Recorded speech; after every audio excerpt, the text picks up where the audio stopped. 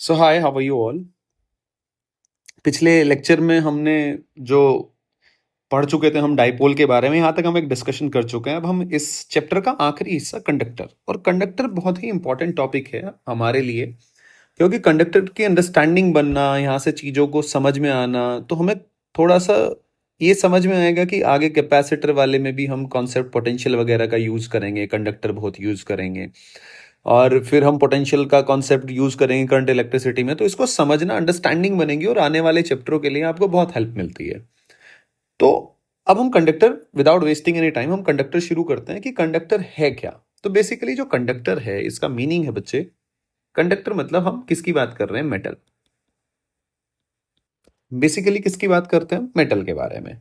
तो ये एग्जैक्टली है क्या? अगर मैं कंडक्टर की बात करूं कि कंडक्टर क्या है, कि यहां पे जो इलेक्ट्रॉन है, फ्री इलेक्ट्रॉन होते हैं। हम पहले भी पढ़ते हैं कंडक्टर क्या होते हैं, फ्री इलेक्ट्रॉन्स होते हैं। तो electron are free to move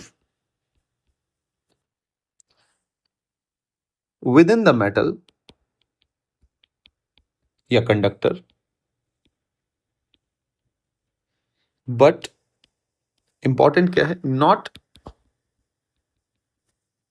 free to leave the metal. मतलब ठीक है, वो रेंडमली मूव करेंगे इधर उधर, लेकिन वो उसको छोड़ेंगे नहीं। तो ये बेसिक डेफिनेशन है कंडक्टर के बारे में। अब इसकी, कंडक्टर की हम प्रॉपर्टीज के बारे में बात करेंगे कि है क्या। तो इसकी पहली सबसे जो बेसिक प्रॉपर्टी है इसकी, जो कंडक्टर को डिफाइन करती है, बेसिक एकदम जो पहचान है कंडक्टर की, उसकी पहचान, जो स्टेटमेंट है उसके बारे में, जो स्टेटमेंट गिवन होता है वो ये होता है कि इन static situation,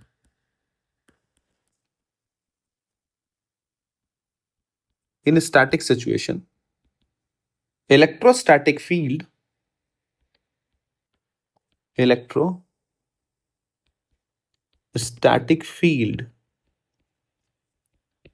inside the conductor is zero। बोले तो ये आपका कंडक्टर है कोई भी, इसके अंदर ई नेट जो होगा, इलेक्ट्रोस्टैटिक जो फोर्स होगा, वो क्या होगा? जीरो। क्लियर है जी? इसके अंदर कोई फील्ड नहीं होगा।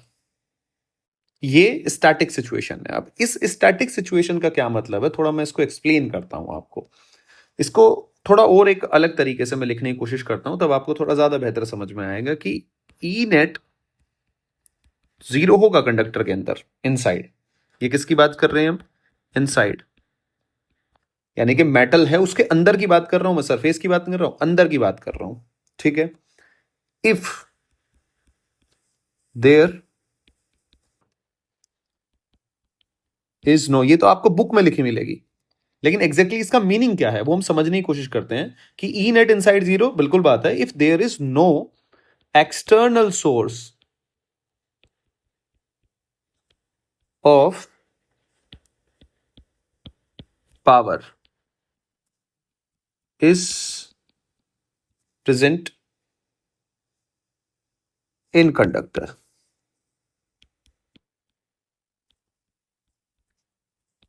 मतलब जैसे आप ये पढ़ते हो,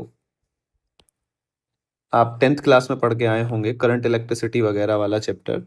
तो उसमें आप क्या पढ़ के आए हो? उसमें कुछ ऐसा पढ़ के आए होंगे आप कि भैया ये मेरा कंडक्टर है, आपने एक डायग्राम आपको याद होगा, फिर हम इसको बैटरी से कनेक्ट कर देते थे ऐसे, ये पॉजिटिव ये नेगेटिव, तो यहाँ पॉजिटिव, फिर हम बता देते थे कि भैया पॉजिटिव की तरफ इलेक्ट्रॉन ऐसे मूव करेंगे, करंट ऑपोजिट डायरेक्शन में चलेगा। तो आपने बेसिकली क्या दिया, और इसके अंदर इलेक्ट्रिक फील्ड आपने इनसाइड द मेटल सेटअप कर दिया। तो जो ये आपने इनसाइड द मेटल, ये जो सेटअप हुआ इलेक्ट्रिक फील्ड जो यहां आया, ये किसकी वजह से आया? इस कांस्टेंट, ये जो आपने सोर्स ऑफ पावर यूज किया है, इसकी वजह से। तो यहां हम वो कंडक्टर वाली प्रॉपर्टी यूज नहीं कर सकते, अब ये वो वाली प्रॉपर्टी का हिस्सा ही नहीं रहा। ये सारी जितनी हम प्रॉपर्टी पढ़ेंगे तब पढ़ेंगे स्टैटिक सिचुएशन। कोई कांस्टेंट सोर्स ऑफ पावर नहीं है, कोई ऐसा सोर्स नहीं है जो इसको लगातार एनर्जी देने लग रहा है कंडक्टर को। I hope this is clear now. तो अब हम किसके बारे में पढ़ेंगे? स्टैटिक सिचुएशन, कंडक्टर रखा हुआ है, वो सब बातें हम पढ़ने वाले हैं। आपको धीरे धीरे जब आप आगे बढ़ेंगे, हम चैप्टर में इसमें टॉपिक में आगे बढ़ेंगे, तो आपको पता चलेगा सारी बातों के बारे में। अब इसकी एक्सप्लेनेशन के बारे में बात आती है तो इसकी एक्सप्लेनेशन कैसे देंगे हम कि भैया अंदर फील्ड जीरो है? इसकी एक्सप्लेनेशन ऐसे दी जाएगी, थोड़ा कॉन्ट्रेडिक्ट करके देंगे हम, कि मान लो भैया इलेक्ट्रिक फील्ड है, मान लो इलेक्ट्रिक फील्ड इस डायरेक्शन में, इस डायरेक्शन में इलेक्ट्रिक फील्ड है, तो इलेक्ट्रॉन किधर मूव करेंगे भैया जी? ये सब जो इलेक्ट्रॉन है ये मूव करना शुरू कर देंगे, और ये मूव कहाँ करेंगे हमें भी पता है कि ऑपोजिट डायरेक्शन में, ऐसे मूव करना शुरू कर देंगे। फील्ड के ऑपोजिट डायरेक्शन में फोर्स लगेगा तो ऐसे मूव करना शुरू कर देंगे। अगर इफ इलेक्ट्रॉन, जो इलेक्ट्रॉन है, मूव्स इन वन डायरेक्शन, तो इसका मतलब यहां पे तो क्या प्रोड्यूस हो जाएगा? करंट, आपको करंट मिलेगा।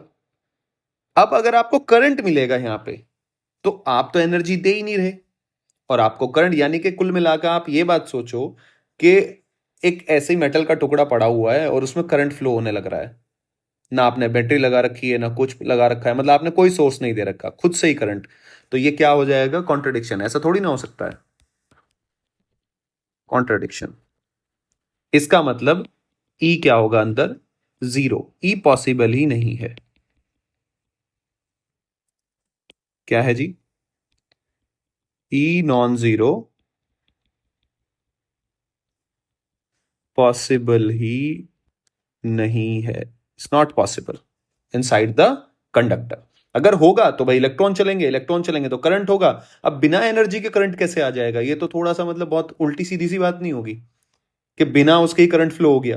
कंडक्टर ऐसे ही आपके रूम में रखा हुआ है, कोई वायर का टुकड़ा रखा हुआ है और उसमें अपने आप ही करंट फ्लो कर गया, तो ऐसा नहीं होता। It is impossible. तो ये एक इसका कॉन्ट्रडिक्शन होता है, तो इसका हम ऐसे इसको एक्सप्लेन करते हैं। तो अब बेसिक प्रॉपर्टी जो हम कंडक्टर के बारे में अब तक जान पाए, इनसाइड द मेटल कंडक्टर क्या होता है, ओ सॉरी, इनसाइड द मेटल या इनसाइड द कंडक्टर बोलेंगे अब हम। Inside the conductor electric field क्या होता है? जीरो। ये हमने अब सीख लिया, ये इसकी बेसिक प्रॉपर्टी है। अब हम थोड़ा चैप्टर में आगे बढ़ते हैं और पहली चीज के लिए बारे में बात करते हैं। सबसे पहला पॉइंट इसका हम डिस्कस करते हैं, पॉइंट नंबर 1, कि अगर मैं सॉलिड कंडक्टर है,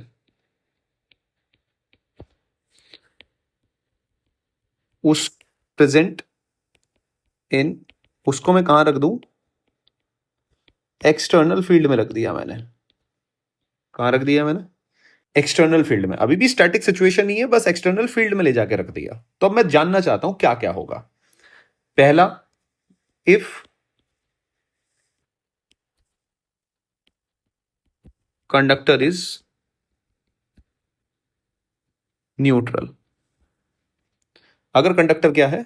न्यूट्रल है तुम्हारा, तो मैं क्या कर रहा हूं? एक्सटर्नल फील्ड, मान लो कि ये प्लस क्यू चार्ज है और यहां आपने जी कंडक्टर रख दिया। अब रख दिया तो अब होगा क्या क्या? देखो, ये नेगेटिव है, अब चार्ज का इंडक्शन होगा। इंडक्शन होगा तो जी इधर ये न्यूट्रल था पहले, तो बाद में भी न्यूट्रल रहेगा। कोई चार्ज, भाई चार्ज तो तब आएगा ना कंडक्टर के ऊपर, हमने पढ़ा है, जब यहां से इलेक्ट्रॉन आएंगे जाएंगे। तो ये तो आइसोलेटेड रखा हुआ है, तो इस केस में क्या होगा? चार्ज का डिस्ट्रीब्यूशन होगा बस। नेगेटिव इधर इंड्यूस हो जाएगा और पॉजिटिव उधर इंड्यूस हो जाएगा। क्लियर है? तो यहां जो मैं अगर इसको इंड्यूस होगा Q1 और इसको Q2 लिख लूं, तो Q1 will be equals to Q2। ये क्या हुआ यहां पे? इंड्यूस हुआ। ये किसके बारे में बात कर रहा हूं मैं? Induce charge. और इक्वल एंड अपोजिट होगा। क्लियर है? तो चलो जी, ये भी बात ठीक है, इक्वल अपोजिट होगा। ये हम पहले ही चार्ज बाय इंडक्शन में जब शुरुआत करते हैं चैप्टर की, तब हम पढ़ लेते हैं ये बात। क्या इतनी बात समझ में आ रही है? नेगेटिव होगा, ये ठीक है। अब मैं कहता हूं कि मुझे एक बात पता है, एक बात सत्य है। सत्य क्या बात है? कि ई नेट जो अंदर इनसाइड होगा वो जीरो होगा। लेकिन मुझे ये बात भी पता है कि भैया ई की वजह से तो होगा, इस क्यू की वजह से तो होगा। अगर मैं इस पी पॉइंट की बात करूं, अगर मैं ये पी पॉइंट के बारे में चर्चा करने की कोशिश करता हूं, कि अगर इस पी पॉइंट पे मैं इलेक्ट्रिक फील्ड की बात करूं, तो जो ई होगा क्यू की वजह से कितना होगा? ये आर दे रखा है, तो के क्यू बाई आर स्क्वायर। भाई ये तो इधर होगा ना इलेक्ट्रिक फील्ड, इसकी वजह से इसको मैंने E1 मान लिया। E1 due two plus Q. ठीक है जी। और E2 मान लिया मैंने ड्यू टू इंड्यूस चार्ज, जो ये माइनस प्लस इंड्यूस हुआ है। अब E1, और मुझे पता है ई नेट जीरो होना है, तो क्या मैं ये कह सकता हूं कि इस इंड्यूस चार्ज की वजह से जो फील्ड आएगा वो ऑब्वियस सी बात है E2 इधर रहने वाला है। माइनस प्लस, माइनस और नेगेटिव दोनों का मिल गया भाई। इस नेगेटिव, इस पॉजिटिव की वजह से इधर होगा, इस नेगेटिव के वजह से भी इधर होगा, लेकिन ई नेट जीरो होना है तो सीधी सी बात है ई वन के ऑपोजिट डायरेक्शन में इनका रिजल्टेंट वगैरह जो कुछ आएगा मुझे नहीं पता, भाड़ में जाइए किसी भी शेप का हो, लेकिन मुझे इतना पता है कि ई टू ऑपोजिट डायरेक्शन में आना चाहिए, क्योंकि इस वाली कंडीशन को सेटिस्फाई करना है। क्योंकि इसकी प्रॉपर भाई इसकी कंडीशन तो रहेगी ना, आप इलेक्ट्रिक फील्ड थोड़ी ना ले आओगे उसके अंदर। स्टैटिक सिचुएशन में मैं पीछे पढ़ के आया हूं, बेसिक प्रॉपर्टी है ई नेट जीरो रहेगा। तो इसका मतलब मैं यहां से लिखूंगा क्या, आप ध्यान से देखना कि E net will be equals to बच्चे E one plus E two, और ये क्या होना चाहिए आपका, जीरो। इनका वेक्टर सम क्या आएगा, जीरो। इसका मतलब मैं कह सकता हूं कि E one will be equals to E two, यानी कि E two will be equals to कितना होगा, मैग्नीट्यूड में के क्यू बाई आर स्क्वायर। तो इस तरीके से अगर ये सवाल ही है एग्जैक्टली, ये ऐसे करके सवाल ही आएंगे कि आपसे पूछ लिया जाएगा कि इंड्यूस चार्ज की वजह से फील्ड बताओ, तो बता दिया भाई, क्यों की वजह से मुझे पता है इधर होगा और अंदर जीरो होना चाहिए, तो जितना भी इंड्यूस है उसकी वजह से ऑपोजिट डायरेक्शन में आना चाहिए। तो ऐसे करके मैं इस बात का जवाब भी इजिली दे सकता हूं। दूसरी बात, जो यहां पे चार्ज डेंसिटी हुई सिग्मा, वो कैसी होगी जी, नॉन यूनिफॉर्म। ठीक है, नॉन यूनिफॉर्म क्यों, डिफरेंट डिफरेंट फोर्स लग रहा है, डिफरेंट डिफरेंट फोर्स लगेगा तो भैया सब जगह अलग अलग रहेगा। क्लियर है ये बात। अगर एक्सटर्नल फील्ड में कभी भी कंडक्टर आता है तो चार्ज डेंसिटी हमेशा क्या रहेगी, नॉन यूनिफॉर्म। ये हम पहले ही जब चैप्टर शुरू करते हैं तब मैंने सारी बातें की थी। तो अब मैं थोड़ा सा आगे बढ़ता हूं, दूसरा पॉइंट हम इसमें डिस्कस करते हैं। पहला पॉइंट हो गया, दूसरा पॉइंट, दूसरा पॉइंट क्लियरिटी के साथ मैं डिस्कस कर रहा हूं कि इफ कंडक्टर हैव चार्ज, अगर जो आपने कंडक्टर रखा है उसके ऊपर कोई चार्ज है, कहने का मतलब क्या है कि आपने प्लस क्यों यहां रखा बेटा, और भैया ये कंडक्टर है। ठीक है, अब इस कंडक्टर के ऊपर ऑलरेडी, यहां मैं ऐसे रख लेता हूं, इसके ऊपर ऑलरेडी प्लस क्यू चार्ज है, ये मैं आपसे कहना चाह रहा हूं। ठीक है, अब ये आपने फील्ड में रख दिया, फील्ड में रख दिया तो नो डाउट नेगेटिव इधर आया और पॉजिटिव इधर आया, और मैं कहना चाह रहा हूं आपसे कि ये पॉजिटिव Q1 है और ये नेगेटिव जो इंड्यूस हुआ है ये Q2 है। तो मैं यहां से, मुझे ये बात आपको बतानी पड़ेगी और आपको पता होगा, आप लिखते ही समझ जाओगे, ये प्लस क्यू रहने वाला है। क्लियर है, क्योंकि प्लस क्यू चार्ज तो इसके ऊपर रहेगा ही रहेगा। ये जैसे ही आपने एक्सटर्नल में रखा तो चार्ज का क्या हुआ, एक्सटर्नल में रखा आपने, जैसे ही रखा तो हुआ क्या, चार्ज का क्या हुआ, चार्ज का हुआ जी रीडिस्ट्रीब्यूशन।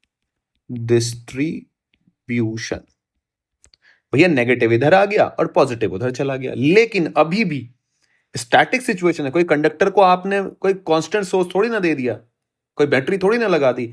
अभी भी बेटा अगर मैं इस पी पॉइंट की बात करूं, इस पी पॉइंट की, तो इसकी वजह से फील्ड क्या होगा, के क्यू बाई आर स्क्वायर, अगर ये आर है, और रीडिस्ट्रीब्यूशन की वजह से जो फील्ड होगा वो इधर होना पड़ेगा, क्योंकि ई नेट अभी भी जीरो होगा। मैं ये कहना चाहता हूं कि ई नेट क्या होगा, इनसाइड, इनसाइड कंडक्टर। आपने पढ़ा ही एक्सटर्नल फील्ड में रख दिया, लेकिन वो कंडीशन वैलिड रहेगी। अब आप कह सकते हो कि जो रीडिस्ट्रीब्यूशन की वजह से जो टोटल रीडिस्ट्रीब्यूशन, वो अपने हिसाब से इस तरीके से रीडिस्ट्रीब्यूट होगा कि ये क्या आए, के क्यू बाई आर स्क्वायर, और कहां आए, in opposite direction. This is the property of conductor. क्या आप मेरी बात अब क्लियरिटी से ये बात समझ पा रहे होंगे कि एग्जैक्टली कंडक्टर कह क्या रहा है। अब थोड़ा सा आगे चलते हैं, अगला पॉइंट, हम कंडक्टर में ऐसे ही हम बहुत सारे पॉइंट्स डिस्कस करते हैं, तो अगली प्रॉपर्टी डिस्कस करेंगे, फिर हम थोड़ा सा एनसीईआरटी पढ़ेंगे कि एनसीईआरटी में क्या लिख रखा है, और आपके वो सारी बातें समझ में आ जाएंगी। नेक्स्ट पॉइंट के बारे में हम बात करते हैं, और जैसे हम लास्ट में पहुंचेंगे फिर हम सवाल करेंगे, तो आपको इतना इजी लगेगा कि अच्छा ये तो हमें पहले ही पता है, ऐसा होता है, पहले ही पता है, ऐसे होता है, और आपके सवाल बहुत इजी वे में बन जाएंगे। अगला पॉइंट हम डिस्कस करते हैं, all charges will be present on the surface of conductor.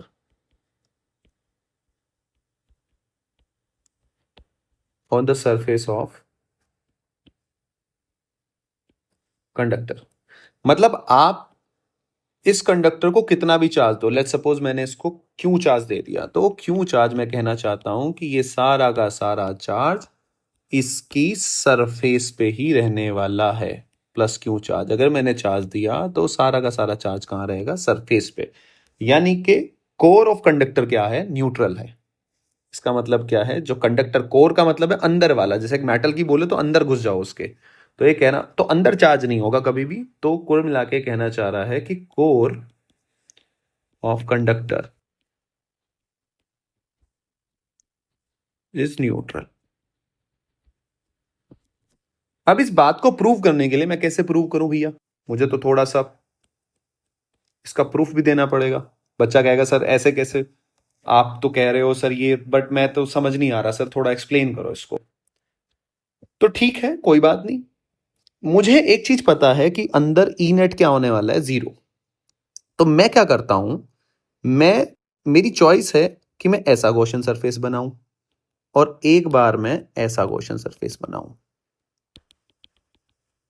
तो इस बड़े वाले गॉसियन सरफेस का लॉजिक तो मैं बाद में दूंगा, हम ये चूज नहीं करते। हम गॉसियन सरफेस कैसा लेते हैं? छोटे छोटे Gaussian surface, small Gaussian surface.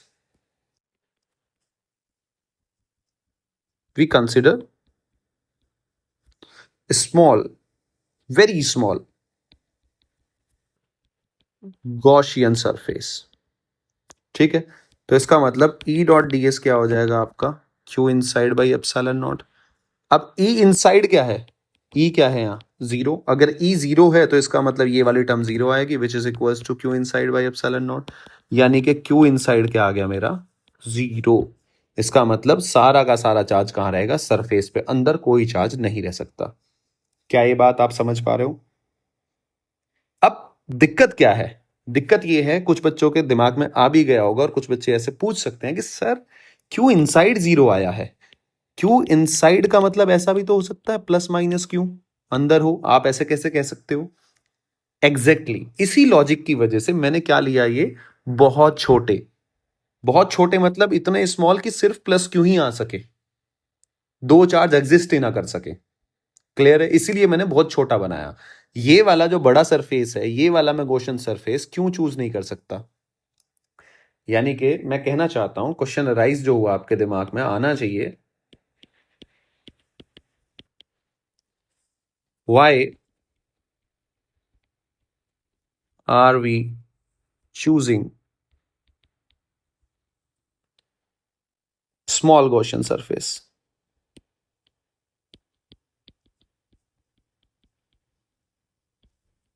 देखो भैया, अगर मैं ये चूज कर लूं इन जनरल, ये कंडक्टर है और मैंने ये चूज कर लिया गॉसियन सरफेस, चलो कर लिया, तो यहां पे क्या आएगा? E dot D S will be equals to Q inside by epsilon not. समझ पा रहे हैं आप? ये क्या हो जाएगा? 0, क्योंकि ई क्या है? 0। तो इसका मतलब क्यू इनसाइड क्या हो गया? 0। लेकिन क्यू इनसाइड 0 है, ऐसी पॉसिबिलिटी है कि प्लस माइनस क्यू अंदर हो, क्या पता प्लस इधर हो और माइनस क्यू यहां हो। तो मैं कैसे कमेंट कर सकता हूं? मैं कमेंट ही नहीं कर सकता, क्योंकि आप यहां से शायद एक बहुत इंपॉर्टेंट चीज भूल गए गॉस गॉस के बारे में। Gauss law gives information info only about flux. ये चार्ज के बारे में बताता ही नहीं है। गॉस लॉ सिर्फ फ्लक्स के बारे में बताता है। क्यों इनसाइड, ये कोई चार्ज के बारे में, चार्ज और इलेक्ट्रिक फील्ड के बारे में बताता नहीं है। वो तो हम जुगाड़ लगा के सिमेट्री करके तब हम इलेक्ट्रिक फील्ड निकाल लेते हैं। लेकिन जो गॉस ने दिया है, गॉस ने कहा है कि अगर आपको किसी भी सरफेस, क्लोज सरफेस से फ्लक्स निकालना है तो Q inside by epsilon not. आप कह रहे हो कि फ्लक्स 0 है, तो इस बात से ये कमेंट नहीं किया जा सकता कि वहां चार्ज नहीं है। क्या पता सोर्स एंड सिंक दोनों अंदर ही प्रेजेंट हो। इसीलिए हम बड़ा गॉसियन सरफेस चूज नहीं करते। कैसा चूज करते हैं? छोटे छोटे, क्योंकि मैं इतना छोटा चूज कर लूंगा कि उसके अंदर दो चार्ज आ ही ना सके। अब मुझे पता है इलेक्ट्रिक फील्ड 0 है, तो अब मेरा लॉजिक और एक्सप्लेनेशन थोड़ा सही हुआ है। तो मेरी हिसाब से ये बात आपको क्लियरिटी से समझ में आई होगी, क्यों चूज नहीं कर रहे, क्यों करते हैं। हालांकि याद आपको क्या रखना है ये, लेकिन समझ में आना चाहिए कि किया कैसे। तो अब आपको याद रहेगा कि सारा का सारा चार्ज भैया सरफेस पे आता है, अंदर नहीं हो सकता क्योंकि इलेक्ट्रिक फील्ड तो जीरो है अंदर। चलो जी, ये थोड़ा इसका प्रूफ हो गया। आगे चलते हैं, थोड़ा आपको अच्छा लगेगा। अब नेक्स्ट पॉइंट हम डिस्कस करते हैं, नेक्स्ट पॉइंट की तरफ बढ़ते हैं।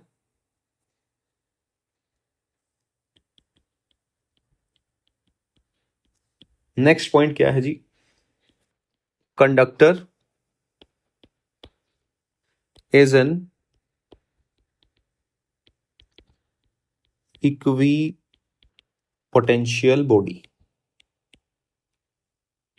कंडक्टर कैसी बॉडी है? इक्वी पोटेंशियल, मतलब ये मेरा कंडक्टर है, ठीक है। अब इस कंडक्टर के अंदर मुझे क्या है पता है कि ई जीरो है, तो मुझे पता है E will be equal to, इसकी एक्सप्लेनेशन दे रहा हूं मैं, minus DV by D R. अगर ई जीरो है तो इसका मतलब डीवी बाई डी आर भी जीरो होगा, इसका मतलब वी को क्या होना पड़ेगा? कांस्टेंट। तो अगर वी कांस्टेंट है तो इसका मतलब है कि potential at surface,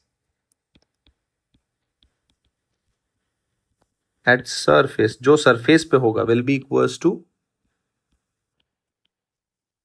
potential in core of conductor.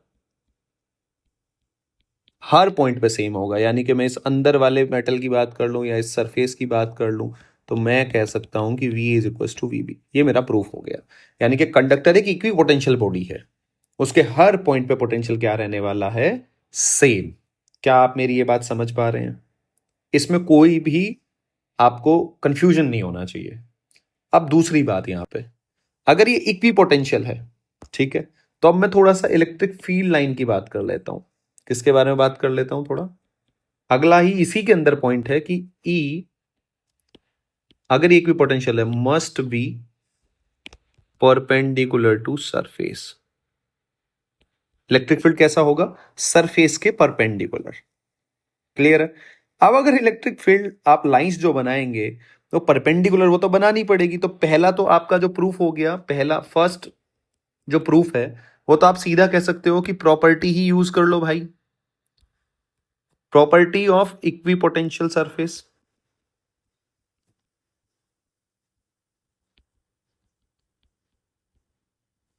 भाई अगर पोटेंशियल सेम रहता है तो हम पढ़ के आए हैं ना कि ये वाला अगर इक्वी पोटेंशियल है तो ई कैसे होगा? परपेंडिकुलर ही होगा, सरफेस के परपेंडिकुलर। तो ये प्रॉपर्टी यूज कर लो। एक एक तो आपका एक्सप्लेनेशन ये हो गया, सिंपल। दूसरी एक्सप्लेनेशन, सेकंड, जो थोड़ी आपको थोड़ा और लॉजिकल और थोड़ा सुनने में मजा आएगा, कि मान लो भैया मैं तो नहीं मानता, कोई बच्चा कहे नहीं सर मैं नहीं मान रहा हूं। चलो भाई नहीं मानते कोई बात नहीं, मत मानो भाई, तुम्हारा जीवन है,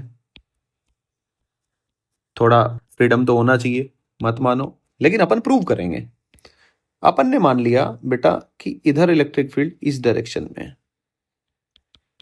ठीक है। अब इसके दो कंपोनेंट होंगे, एक तो ये आ गया जी रेडियल, और एक कंपोनेंट ये आ गया इसका टेंजेंशियल, ठीक है। अब रेडियल ठीक है कोई दिक्कत नहीं, लेकिन जो टेंजेंशियल कंपोनेंट अगर आप इसको देखो तो due to ET tangential component होगा क्या कि चार्ज ऑन सरफेस, जो इसके साइड में चार्ज है, चार्ज ऑन सरफेस, साइड वाला चार्ज विल एक्सपीरियंस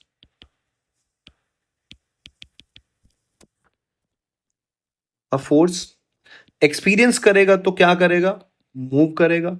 मूव करेगा तो सीधी सी बात है क्या प्रोड्यूस हो जाएगा? अगर चार्ज मूव कर रहा है तो करंट प्रोड्यूस हो जाएगा, विच इज इम्पॉसिबल अगेन, क्योंकि अगर वो खुद से ही मूव करने लगे तो आपका सरफेस पे करंट आ जाएगा। अगर करंट आ जाएगा तो आपने कोई सोर्स तो है ही नहीं, तो ऐसे कैसे पॉसिबल है? ये तो फिर वही कॉन्ट्राडिक्शन आ गया। तो ये अगेन क्या आ गया यहां पे? कॉन्ट्राडिक्शन। तो इसका मतलब ईटी जो टेंजेंशियल कंपोनेंट है बेटा, जो टेंजेंशियल कंपोनेंट है इज नॉट पॉसिबल। यानी कि अगर मैं कंडक्टर की बात करूं तो कंडक्टर से हमेशा इलेक्ट्रिक फील्ड कैसे रहेगा? ऐसे, हमेशा नॉर्मल, ऐसे। सरफेस के हमेशा परपेंडिकुलर। ये अगर इसके ऊपर पॉजिटिव चार्ज है तो आप फील्ड लाइन ऐसे बनाएंगे। आई होप आपको ये बात समझ आ गई। दोनों लॉजिक से मैंने बता दिया।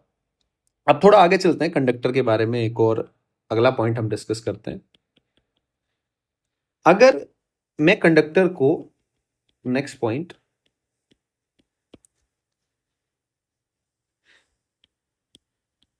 When a conductor is grounded,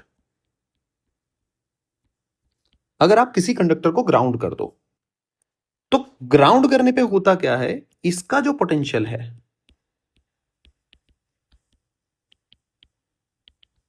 becomes zero.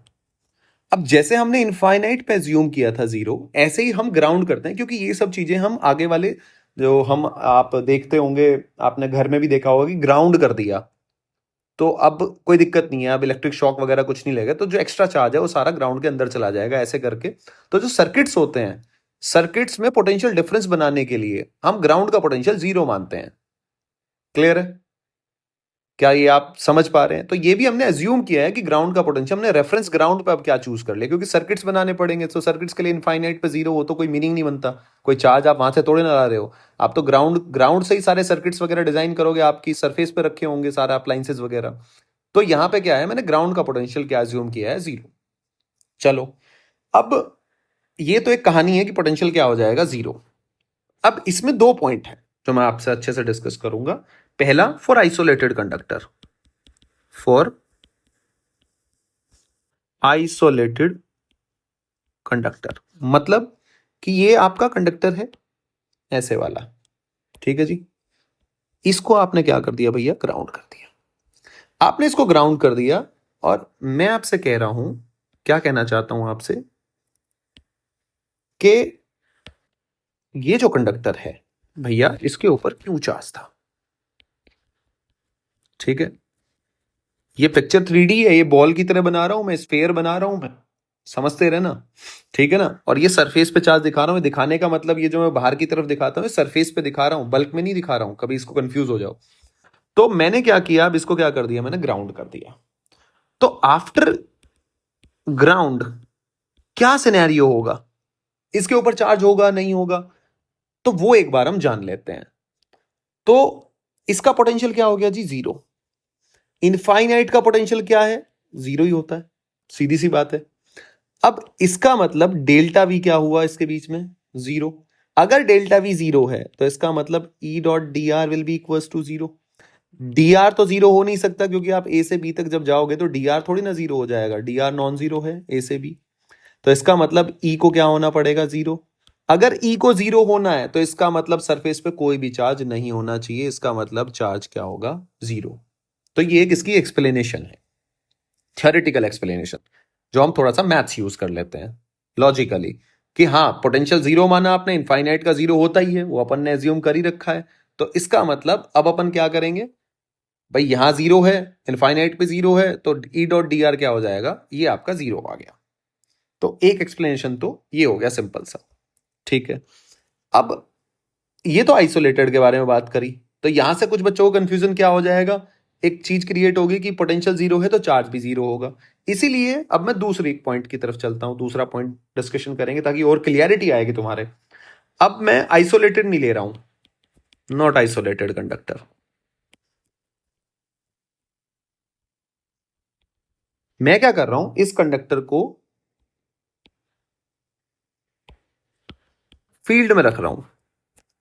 तो इधर क्या आ जाएगा, नेगेटिव चार्ज। इधर क्या इंड्यूस होगा, पॉजिटिव चार्ज। और आपने क्या किया, आप इसको प्लस क्यू, फिर से बना लेते हैं एक और। आपने क्या किया भैया, इसको ग्राउंड कर दिया।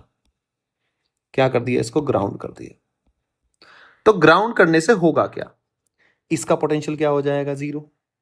अगर इसका पोटेंशियल जीरो हो गया तो आप एक बात देखो, इसका पोटेंशियल मुझे क्या करना है, जीरो करना है।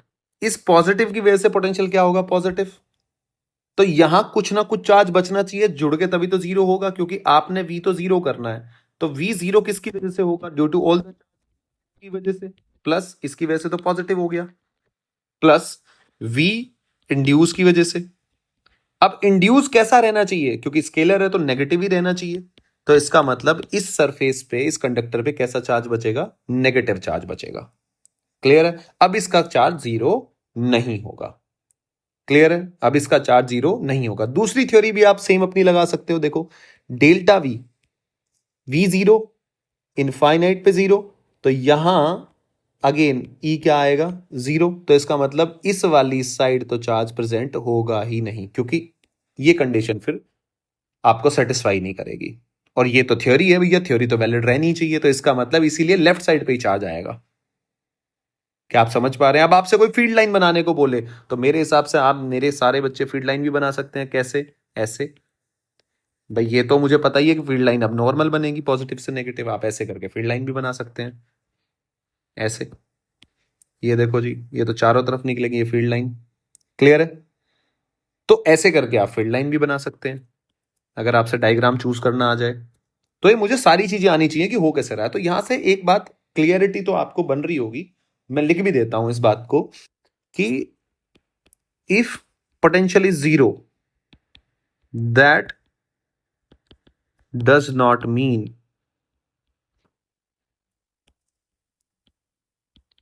चार्ज ऑन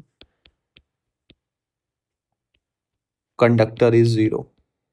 हाँ, आइसोलेटेड है तो ठीक है, लेकिन अगर उसकी विसिनिटी में दूसरे चार्जेस प्रेजेंट हैं तो पोटेंशियल, मैं नहीं कह सकता, हो भी सकता है, क्या पता हो ना भी। तो चार्ज ऑन कंडक्टर मतलब मैं कमेंट नहीं कर सकता कि जीरो आएगा, may be zero, may not be zero, मुझे नहीं पता। क्लियर है? मैं ये कहना चाह रहा हूं कि चार्ज ऑन कंडक्टर आप रट लेते हो, अगर ये कि पोटेंशियल जीरो है तो चार्ज भी जीरो होगा, इसका मतलब ये नहीं है कि चार्ज जीरो होगा ही होगा। May be zero, may not be zero, मैं कमेंट नहीं कर सकता उसके ऊपर। क्लियर है ये बात? अब इस बात को थोड़ा सा हम पॉइंट को आगे बढ़ाते हैं। आगे बढ़ाते हैं तो नेक्स्ट पॉइंट के बारे में हम चर्चा करेंगे। ठीक है जी। नेक्स्ट पॉइंट क्या कहता है कि electric field just outside the conductor में निकालना चाहता हूं। Electric field just outside the conductor, और इसकी जो वैल्यू होती है हम कह देते हैं sigma by 2 epsilon not. Sorry, sigma by, ये हमने शीट वाले उसमें भी निकाला था, जस्ट आउटसाइड पॉइंट पे, सिग्मा बाई एप्सिलॉन नॉट। अब हम इसको थोड़ा इन जनरल वे में सॉल्व करेंगे और आपको यहां से बहुत सारी चीजें सीखने को मिलेंगी। देखो, पहले अपन कंडक्टर बना लेते हैं, इसके ऊपर अपन पॉजिटिव चार्ज दे देते हैं, और मैं आपको पूरा समझाने की कोशिश करूंगा। और मैं इस पॉइंट पे, ये इस ए पॉइंट पे निकालना चाहता हूं। तो ये पॉइंट इसके पास है, लेकिन मैं इसका थोड़ा सा, मतलब कहने का ये है कि मैं, अब मेरे को बनाना भी तो पड़ेगा, तो ये ए पॉइंट में ये कर लेता हूं, ये मैं ए पॉइंट मान लेता हूं। ठीक है? ये इसके जस्ट क्लोज ही है, ये बस मैंने थोड़ा दूर बना दिया है दिखाने के लिए ऐसे। तो मैंने क्या किया, मैंने गॉसियन सरफेस बनाया। क्या बनाया जी मैंने? ये गॉसियन सरफेस, ये पॉजिटिव है। अब गॉसियन सरफेस बनाया तो ये तो एरिया वेक्टर इसका तो ऐसे आ जाएगा, डी ए, छोटा सा लेंगे जब, इसका एरिया वेक्टर ऐसे आ जाएगा, डी ए 1 मान लो, इसको 2 मान लो, और इस सरफेस को मान लो डी ए 3। तो अगर मैं फर्स्ट सेकंड थर्ड सरफेस, यहां तो इनसाइड क्या हो जाएगा, इलेक्ट्रिक फील्ड जीरो, और यहां फील्ड इसका ऐसे निकलेगा। तो अगर मैं गॉस लॉ लगाऊं, बाय यूजिंग गॉस लॉ, तो ये क्या हो जाएगा तुम्हारा, जो फ्लक्स होगा, first surface, second surface, third surface, और E dot D A will be equals to Q inside by epsilon not. ठीक है? अब ये जो आपने लिया है, ये जो कंसिडर किया है, ये डी ए ही है, वो छोटा सा है। क्लियर है? तो थोड़ा सा मैं इसको आगे बढ़ाने की कोशिश करूंगा। फर्स्ट की वजह से तो क्या हो जाएगा, जीरो, क्योंकि यहां तो ई ही जीरो है। सेकंड में थीटा 90 बन रहा है तो फ्लक्स जीरो हो गया। तो खाली थर्ड जो सरफेस है बाहर वाला, उसकी वजह से ही बचा। तो ये क्या आएगा, E dot D A will be equals to Q inside by epsilon not. ठीक है? अब मैं इसको थोड़ा सा आगे की तरफ सॉल्व करता हूं। क्यू इनसाइड को मैं क्या लिख लेता हूं, sigma into D A upon epsilon not, और ये मैं लिख लेता हूं तुम्हारा ई डॉट डी ए, छोटा सा ई, कट करो। ई को आप क्या लिख लेते हो, sigma by epsilon not. Clear है? अब मैं आपसे एक चीज कहना चाहता हूं, जो ये ई आया ना बेटा, कुछ कुछ बातें हमें पीछे से याद रखनी पड़ेगी। ये ई नेट है, ठीक है? क्या है ये? नेट इलेक्ट्रिक फील्ड है, सब की वजह से जितने चार्ज प्रेजेंट है। ये जो ई अंदर होता है ना, गॉस में जो ई होता है, वो ई सब की वजह से होता है, ई नेट होता है, ठीक है? अब जो सिग्मा आया इसके बारे में, सिग्मा है ये local maxima, sorry local charge density. ये कौन सा निकाला हमने? ये वाला। तो ये सिग्मा यहां का है, इसको बोलते हैं हम सिग्मा लोकल। क्लियर है? क्योंकि हमें एक बात पता है, आगे जाके हम थोड़ा सा अभी अगला ही पॉइंट डिस्कस करेंगे कि जो चार्ज डेंसिटी होती है वो कर्वेचर पे डिपेंड करता है। तो चार्ज डेंसिटी सब जगह क्या होगी? अलग अलग। वो थोड़ा सा बाद में जाके पॉइंट डिस्कस करेंगे हम, ठीक है? अलग अलग डिस्ट्रीब्यूशन होता है, तो इसीलिए आप जिसके पास में निकाल रहे हो सिग्मा उसी का लेना पड़ेगा, उसी पॉइंट का सिग्मा लेना पड़ेगा। क्लियर है? तो अगर अब मैं थोड़ा सा इसको थोड़ा और क्लियरिटी के साथ लिखता हूं, आपको अब समझ में आएगा, और यहां से हम थोड़ा अंडरस्टैंडिंग और बनाने की कोशिश करेंगे इस बात की, कि मान लो मेरे पास ये कंडक्टर है और मैं इस आपको लिख दूं ए पॉइंट, और भैया बी पॉइंट, और ये सी पॉइंट। मुझे यहां इसके पास जस्ट आउटसाइड इलेक्ट्रिक फील्ड निकालना है। तो जस्ट आउटसाइड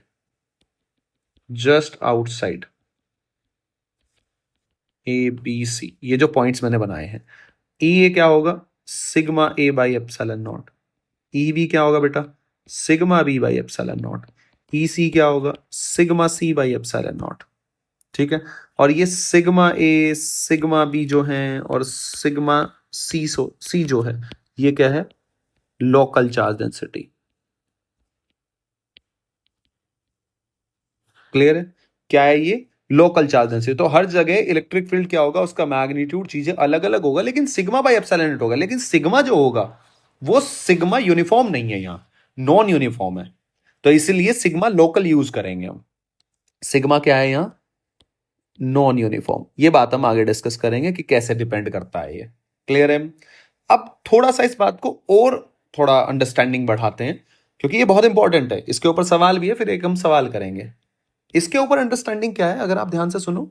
जैसे मान लो ये भैया आपने बना दिया, ठीक है? अब ये पहले क्या था? ऐसे ही था, यहां पे रखा हुआ था। तो मैं थोड़ा सा इसको बना लेता हूं, और मैं इस ए पॉइंट की बात कर रहा हूं, इस पॉइंट के यहां पे, ये जो ए पॉइंट है जस्ट आउटसाइड। तो यहां पे इस ए पॉइंट पे क्या होगा? जो इसके सामने चार्ज डेंसिटी है sigma A by epsilon not. ठीक है? लेकिन अब मैंने क्या किया, now plus Q charge placed in vicinity of conductor. मतलब मैंने क्या किया, कंडक्टर के पास एक क्यू चार्ज लाके रख दिया। तो अब फील्ड क्या होगा? ध्यान से देखो। अब फील्ड जो होगा भैया, अब कैसे लिखेंगे? जैसे ये हो गया इस पॉइंट पे, अब निकालना है मुझे इस पी पॉइंट पे, और मैंने प्लस क्यू चार्ज लाके रख दिया इधर, जिसकी डिस्टेंस यहां से कितनी है? आर। ठीक है? तो अब कुछ बच्चे सोचेंगे सर क्यों भी रख दिया, तो आपने तो बोला था सबकी वजह से, तो सिग्मा बाई एप्सिलॉन नॉट और plus K Q by R. देखो सर, जोड़ दो इसको, K Q by R square. Vector sum ले लो आप, जो भी होगा मतलब। तो नो डाउट ठीक है, आपकी बात सही है, कोई दिक्कत नहीं है इसमें। लेकिन मैं जो कहना चाह रहा हूं वो ध्यान से सुनो। अभी भी क्या होगा? जो इलेक्ट्रिक फील्ड होगा अभी भी वो क्या होगा? Sigma A by epsilon naught. लेकिन अब सिग्मा ए नहीं रहेगा, सिग्मा डैश हो जाएगा। इस क्यू चार्ज के आने की वजह से हुआ क्या है? जब ये क्यू चार्ज इसकी विसिनिटी में आया, तो क्यू चार्ज जब किस में आया? Vicinity of conductor. ध्यान से समझना। तो ये करेगा क्या? पहले ये भी तो देखो ना, ये करेगा क्या? तो ये चार्ज को क्या करेगा? चार्ज विल redistribute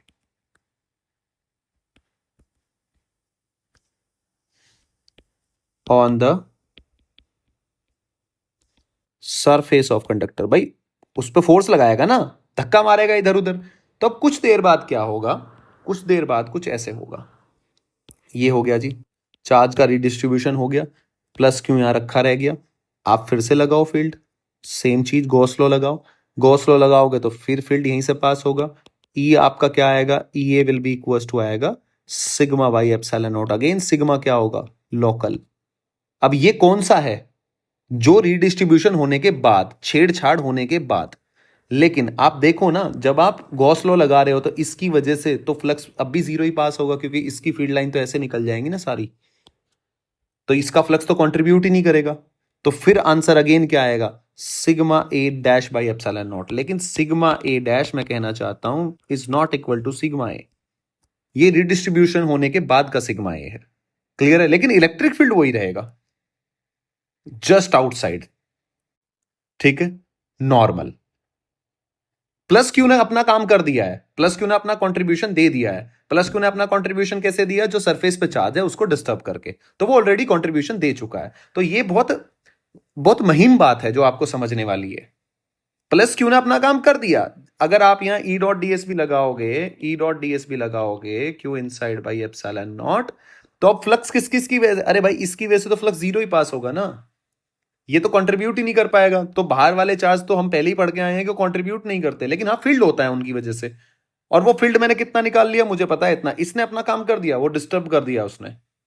क्लियर है, तो डिस्ट्रीब्यूशन जो रीडिस्ट्रीब्यूशन हुआ है, तो अल्टीमेटली ये क्या होगा, sigma by A epsilon not ही होगा। लेकिन अब जो लोकल चार्ज डेंसिटी है सिग्मा ए डैश, वो सिग्मा ए के बराबर नहीं होगी। क्लियर है।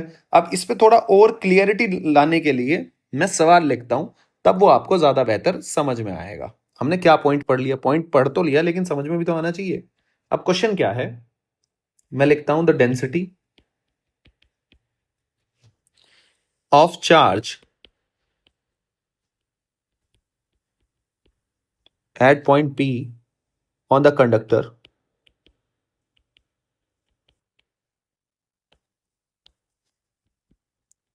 is sigma coulomb per meter square. The resultant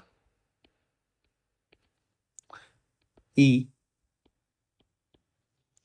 near P is, आपको कंडक्टर के यहां बताना है, इस P पॉइंट पे आपको चार्ज डिस्ट्रीब्यूशन दे दिया उसने, सिग्मा है, और ये आपको फिगर बना रखा है उसने एक्स वाई, और यहां Q1 चार्ज रख दिया उसने, R1 डिस्टेंस, यहां Q2 डिस्टेंस रख दिया उसने, ये R2 पे।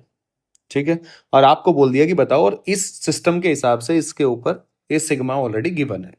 तो अब इसने ऑप्शन क्या दिए, पहला ऑप्शन दिया है इसने, मैं लिखता हूं के Q1 बाई R1 का स्क्वायर माइनस जे कैप प्लस के Q2 बाई R2 का square minus I cap. Second, sigma by epsilon not I cap. और थर्ड ऑप्शन क्या है, लिख दिया इसने के Q1 बाई R1 का स्क्वायर माइनस जे कैप प्लस के Q2 बाई R2 का square minus I cap plus sigma by epsilon not I cap. अब ये हमें सवाल दे दिया। अब बच्चे क्या करेंगे, बच्चे कहेंगे कि सर ये ऑप्शन, लेकिन वो अब सब बच्चे यही लगाते हैं ज्यादातर आंसर। अब उनको क्या लगता है कि सिग्मा बाई एप्सिलॉन नोट तो किसकी वजह से हो, कंडक्टर की वजह से होगा। के Q1 बाई आर स्क्वायर इसकी वजह से किधर होगा, इधर होगा, इसकी वजह से इधर होगा, इसकी वजह से, तो तीनों का वेक्टर सम लेना है। बिल्कुल सही बात है, आपकी बात में कोई दिक्कत नहीं है, लेकिन आप सवाल की लैंग्वेज पढ़ो। The density of charge at point P on the conductor, उसको उसने आपको ऑलरेडी दे दी है कि रिडिस्ट्रीब्यूशन होने के बाद आपकी चार्ज डेंसिटी कितनी है, सिग्मा। अगर वो आपसे सवाल में ये कहता कि रिडिस्ट्रीब्यूशन से पहले ही है, पहले ये था और बाद में वो था, तब एक अलग सिनेरियो बनता। तब आप कह सकते थे कि अच्छा सर ये तो पहले था और बाद में ये डिस्ट्रीब्यूशन हो गई, ये वो सब हो गया। लेकिन अब आपको उसने सवाल में क्या दिया है, the density of charge at point P, उसने आपको दे दिया है कि डेंसिटी रीडिस्ट्रीब्यूशन होने के बाद इस Q1 और Q2 के इफेक्ट के बाद रीडिस्ट्रीब्यूशन होके ये कितना आया, प्लस क्यू आ चुका है। तो अब आपका आंसर कितना होना चाहिए, सेकंड। मैं ये कहना चाह रहा हूं, ये आपको पढ़ाया गया है, जो मैंने इतनी बात समझाई है आपको, भाई इसका फर्क जो पड़ेगा वो पड़ चुका है, उसने रीडिस्ट्रीब्यूट कर दिया, उसने sigma density surface charge density change कर दी। अब चेंज करने के बाद जब चेंज ही हो गया तो अपने आप इलेक्ट्रिक फील्ड में काउंट हो गया ना, उसका इंपैक्ट काउंट हो गया, सीधी सी बात है। तो मैं इतना ही समझाना चाह रहा हूं बस, इसके अलावा और इसमें और कोई खास बात नहीं है। अब हम इससे अगले पॉइंट की तरफ चलते हैं। ये बड़ा अच्छा पॉइंट था, बहुत अच्छा पॉइंट था ये। अगली बात हम करते हैं, नेक्स्ट पॉइंट जो हमारा है, ये बहुत अच्छा पॉइंट है। ये क्या कहता है कि electric field line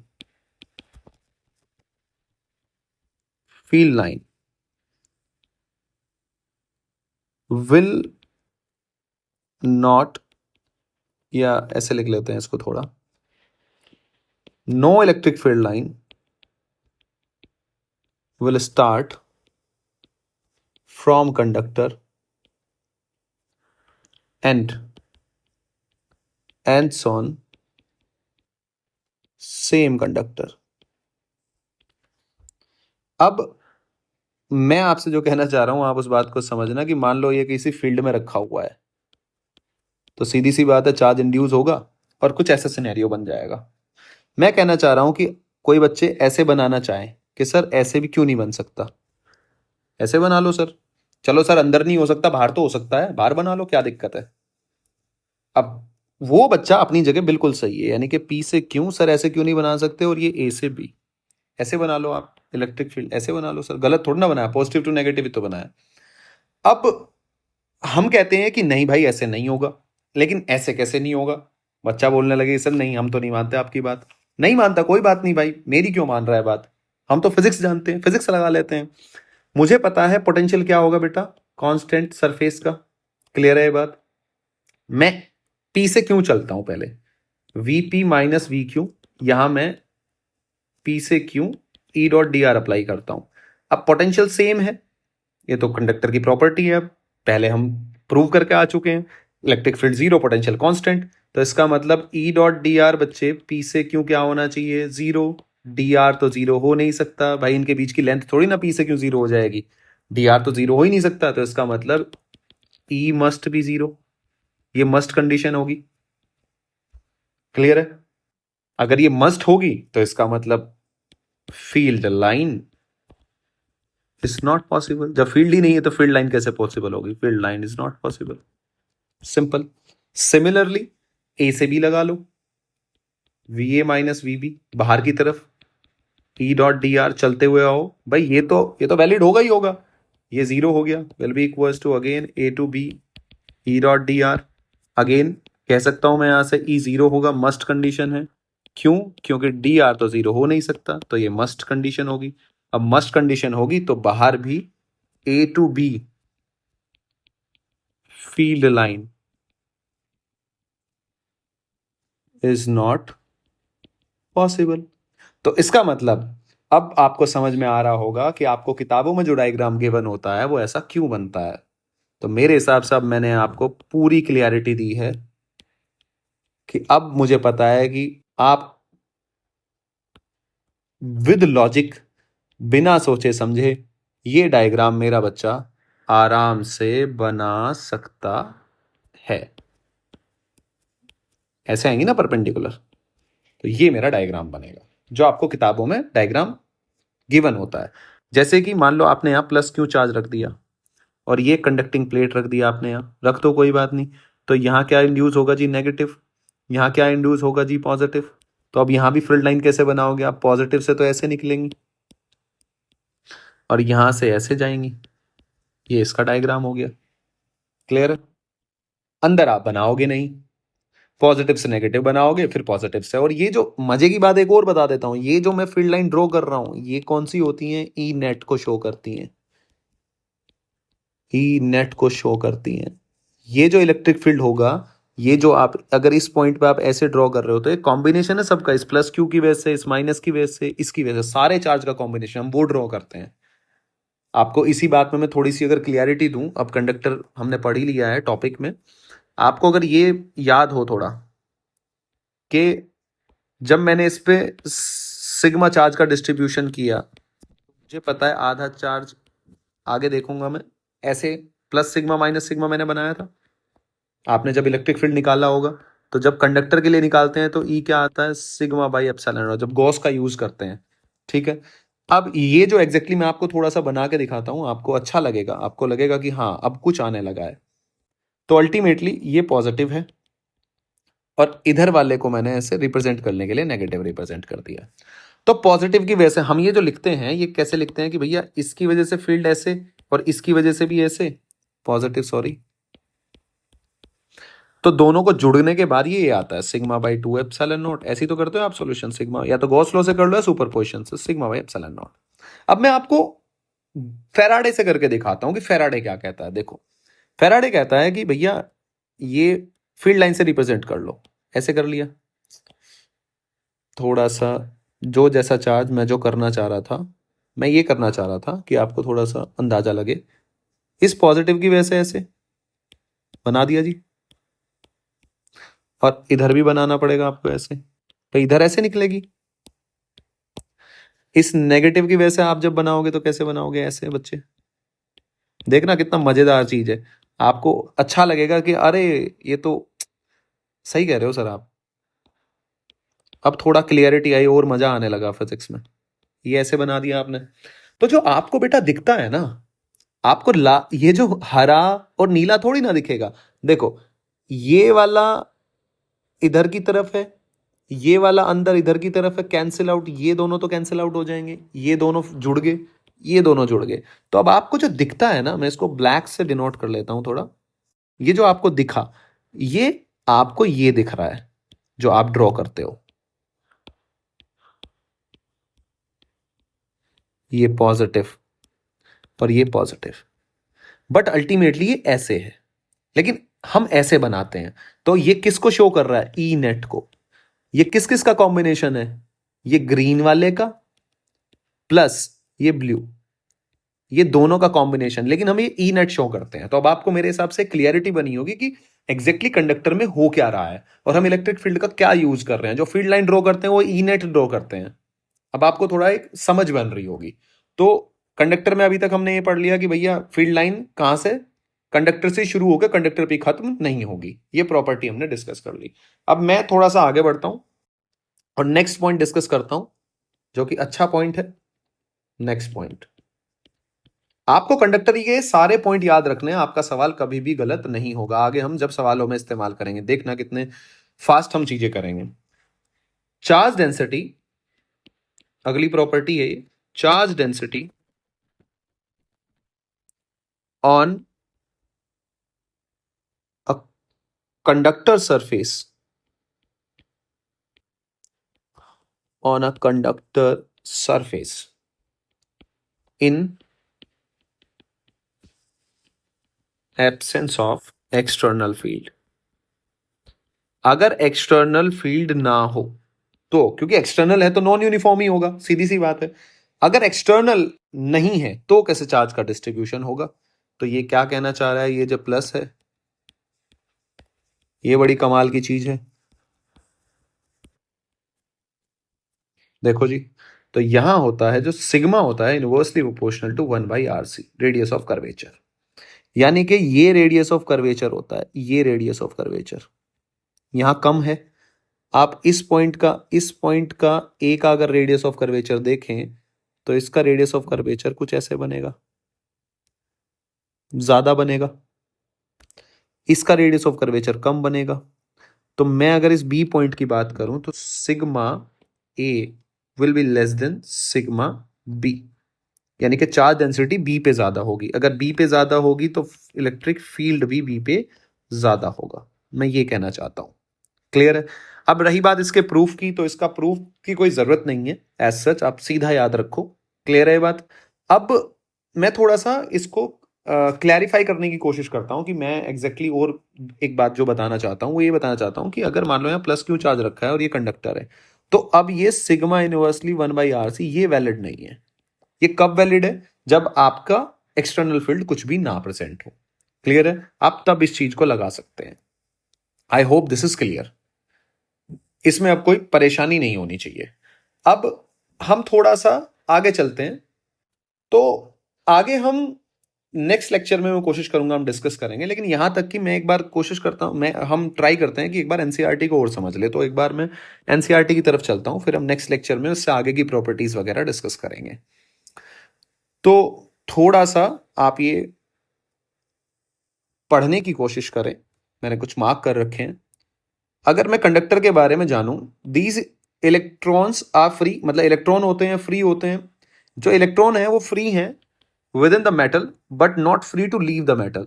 The free electron from a kind of gas, they collide with each other with the ions and move randomly in different direction. तो ये थोड़ा सा ठीक है, वो तो बस इतनी सी बात थी। अब थोड़ा मैं कंडक्टर के बारे में ये बात थी, अब हम थोड़ा सा डिस्कशन मेटालिक्स, ये देखो, we shall restrict our discussion to metallic solid conductor. हम जो डिस्कशन कर रहे हैं वो मेटालिक सॉलिड कंडक्टर के बारे में डिस्कशन कर रहे हैं। थोड़ा आगे चलते हैं। Inside a conductor, electrostatic field is zero. यानी कि in static situation when there is no current inside or on the surface of conductor, the electric field is zero everywhere inside the conductor. आगे पढ़ो। This fact can be taken as the defining property of a conductor. यानी कि ये उसकी basic property है। Conductor के अंदर free electron है। As long as electric field is not zero, the free charge carriers would experience force and drift. In the static situation, the free charges have so distributed themselves that the electric field is zero. यानी कि अगर आपने कुछ वहां पे constant source लगा दिया, वो तभी मूव करेंगे, अदरवाइज वो मूव ही नहीं करेंगे। मूव नहीं कर रहे होंगे तो वही कॉन्ट्राडिक्शन वाली बात इसने यहां लिखी है, वो एक अच्छे वे में मैंने आपको समझाई है बस। दूसरा चलते हैं। At the surface of charge conductor electrostatic field must be normal to the surface. अब अगर आप देखो ध्यान से तो इसने ये नॉर्मल नहीं होता। If E were not normal to the surface, it would have some non-zero component along the surface. Free charge on the surface of conductor would then experience force and move. Clear है? और वो move करेगा तो वही static condition को fail कर देगा, जबकि स्टैटिक सिचुएशन में तो ऐसा होता नहीं है। क्लियर है? तो यहां फिर अगेन कॉन्ट्रडिक्शन से इसने ये बात देखो एनसीईआरटी में भी लिखी हुई है, वो प्रूव की हुई है उसने। क्लियर है? तो जो हम पढ़ रहे हैं ऐसा कुछ नहीं है कि हम कोई अलग से चीज पढ़ रहे हैं, वो ऑलरेडी जो लोगों ने बताया है, बाकायदा लॉजिकल फिजिक्स पढ़ाई है, वो सेम बात मैंने आपको बिल्कुल समझाई है कि अच्छा ये ऐसे ऐसे हो रहा है। अब थोड़ा आप थर्ड पॉइंट की तरफ चलो, ये बहुत अच्छा पॉइंट है। आप देखो ऑन द क्लोज्ड सरफेस, मतलब इंटीरियर में चार्ज नहीं होता, तो इसका हमने जो एक्सप्लेनेशन दिया था वो देखो इसने भी लिख रखा है, लेकिन इसने थोड़ा एनसीईआरटी क्या है ना, कंजेस्टेड है थोड़ा, वो समझ में नहीं आता, इसलिए थोड़ा समझानी पड़ती है। On the close surface S bounding the volume element, इतना छोटा सा एलिमेंट ले लिया आपने, electrostatic field is zero, the total electric flux through the surface is zero, hence by the Gauss law there is no net charge by S. लेकिन अब देखो, but the surface S can be made as small as you like. The volume V can be made vanishingly small. This means there is no net charge. बहुत छोटा बनाया at any point inside the conductor, and excess charge must reside at the surface. Clear है? क्योंकि ये जो बताता है आपको टोटल फ्लक्स के बारे में बताता है कि नेट चार्ज जीरो नहीं है।